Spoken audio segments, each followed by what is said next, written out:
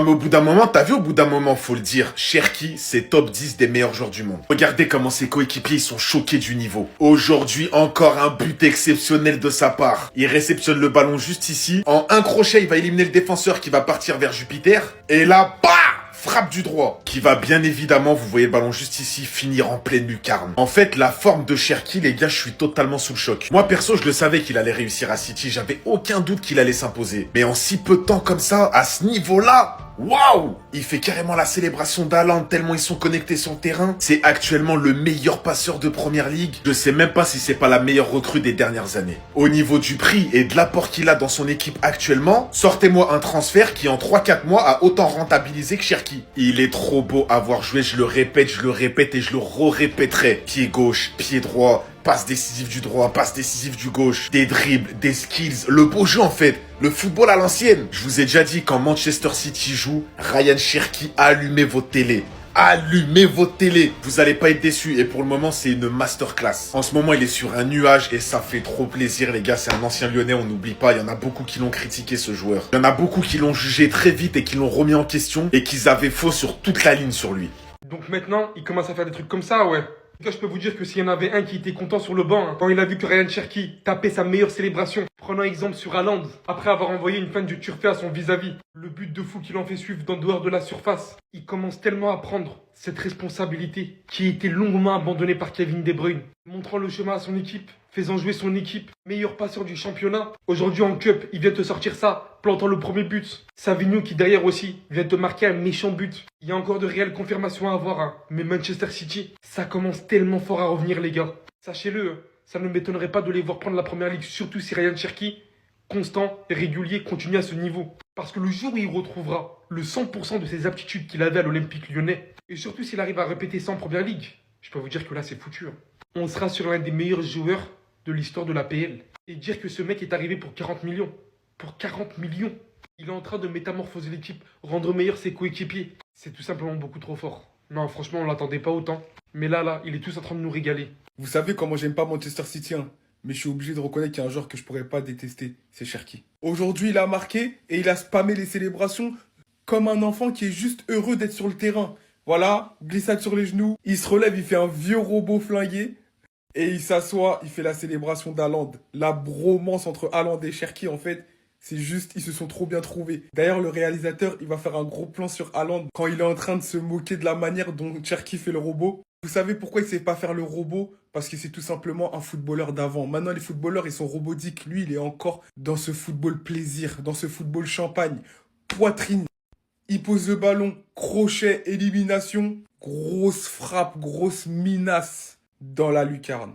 Tout simplement, en fait. Que dire de plus à part que Ryan Cherki, c'est quelqu'un de spécial. C'est quelqu'un de magique. C'est vraiment le seul joueur que j'aurais aimé avoir à Arsenal. Je dis pas que j'aime pas Odegaard ou Eze, hein, mais Cherki, c'est quelque chose. C'est trop quelque chose. Bref, Manchester City s'impose et se qualifie pour le prochain tour en EFL Cup. Mais franchement, Cherki, c'est quelque chose. Il a fait le meilleur choix en signant à City, sous Pep Guardiola. Et vous l'avez reconnu, la célébration de Erling Haaland. Bien évidemment qu'il a vu ce qui s'est passé ce soir. Et oui, bien évidemment qu'il a assisté à ce caviar de Ryan Cherki. Et je sais que beaucoup vont parler du but. Bien évidemment, il est incroyable. C'est une masterclass. C'est un poulet. Mais je tiens à souligner quelque chose. Il faut qu'on en parle. Il faut le surligner. Le contrôle de Ryan Cherki. Et les gars, Zinedine Zidane l'avait dit. Tout commence, tout débute au niveau du contrôle. Tu rates ton contrôle, c'est difficile de te relancer. T'as un bon contrôle, t'as les cartes en main. Regardez cette pépite. Le crochet. Les gars, il y a tout dans son but. C'est un plaisir des yeux. Et la frappe. Puissante. Cadrée. Je pense que c'est l'un des meilleurs recrutements des Citizens ces dernières années. S'ensuit la célébration de Erling Haaland. Et celle-ci, d'ailleurs au passage, c'est laquelle votre préférée? Le robot? La zénitude. Et comme si c'était déjà pas assez, Savigno pour venir. Pareil. Pépite. Pleine Lulu. Frappe puissante. Encore une fois sous les yeux du Norvégien, qui affrontera prochainement Kylian Mbappé en Coupe du Monde 2026. En fait, l'OL, si on se rend bien compte, on a formé le meilleur joueur du monde, un gars qui à l'avenir va pouvoir prétendre au Ballon d'Or. Et nous, on l'a vendu pour 35 millions. Ça pose pas de problème. 35 millions. Il en vaut le triple. Fois 10 même. Fois 100. Tu me dis que Ryan Cherki coûte 300 millions? J'accepte. Parce qu'en termes de talent, à part Lamine Yamal, il n'y a personne qui s'assoit à sa table. Ryan Cherki, c'est un talent générationnel. Et aujourd'hui, son but, encore une fois, Il prouve. Parce que sur une action, il peut étaler toutes ses qualités. Là, on le voit. Corner pour Manchester City. Le ballon lui revient dessus. Il contrôle. Le défenseur qui se jette. Quelle erreur, frère. Quelle erreur. T'as Ryan Cherki devant toi, te jette pas. C'est le pire truc à faire. Il lui met un crochet. Il s'ajuste du pied droit. Ça, c'est bien parce qu'en fait, que ce soit à gauche, à droite, il s'en fout. Il peut tirer de partout, de n'importe quel pied, de n'importe quelle partie du corps. C'est ça qu'est Ryan Cherki. Et il t'envoie le ballon en lucarne. Il finit même avec la célébration d'Haaland. Il n'y a rien à dire, les gars. C'est Ryan Cherki. Nous, les Lyonnais, ça fait longtemps et longtemps qu'on le sait. Les gens, ils ont pas voulu nous écouter. Ça nous prenait pour des fous. Ça regardait pas les matchs. Là, petit à petit, les gens comprennent. Mais même là, je vous dis, les gens n'ont pas encore assez compris. Parce que là, les gens, ils sont choqués. Les gens, ils savent que Ryan Cherki, il est boosté, qu'il est capable de coups de génie. Mais ils se rendent pas encore assez compte de ce qu'il peut encore faire. Parce que ça, c'est rien. C'est rien du tout. Manchester City s'est débarrassé de Brentford, les gars. En LA Cup, grâce à un but de Ryan Cherki et un autre de Savinho. Cherki, ça y est, les gars, il a pris ses marques. Après, il faut qu'il soit régulier. On sait qu'il a du talent. Le talent, en fait, ça ne suffit pas. Mais avec Guardiola, je trouve qu'il est au bon endroit pour s'améliorer et tout casser sur son passage. Attendez. Non, parce que là, ça peut très vite partir en couille. Parce qu'en fait, si Savinho, il décide d'être aussi fort au foot, qu'il continue comme ça tout au long de la saison, faut comprendre que Manchester City, ils auront une paire d'ailiers Savinho, Jérémy Doku. Savinho, Jérémy Doku. Ça va taser de tous les côtés. Et si en plus devant, il y a le cyborg, moi je préviens. Je fais ce TikTok en avance parce que les défenses en face vont souffrir. Déjà sur le côté, c'est chiant. Doku, il est indéfendable. Et même Savinho, quand il est comme ça, c'est indéfendable. Le mec va trop vite. Même là, il marque des buts. Moi, les gars, je vous dis, attention. City, l'année dernière, on les a vannés, etc. Ils reviennent en méchant. Je compte vous, hein. Mais s'il te plaît, Guardiola, mets-le titulaire au prochain match. Je demande juste ça. Pas moi. Je suis pas d'accord avec ce que tu dis, mon frère. Je suis pas d'accord. Et je vais me mettre français. Si Savinho est titulaire ce soir, moi, je regarde pas le match. La vie est assez dure pour que, en plus, je m'inflige un match avec Savinho titulaire. C'est mort.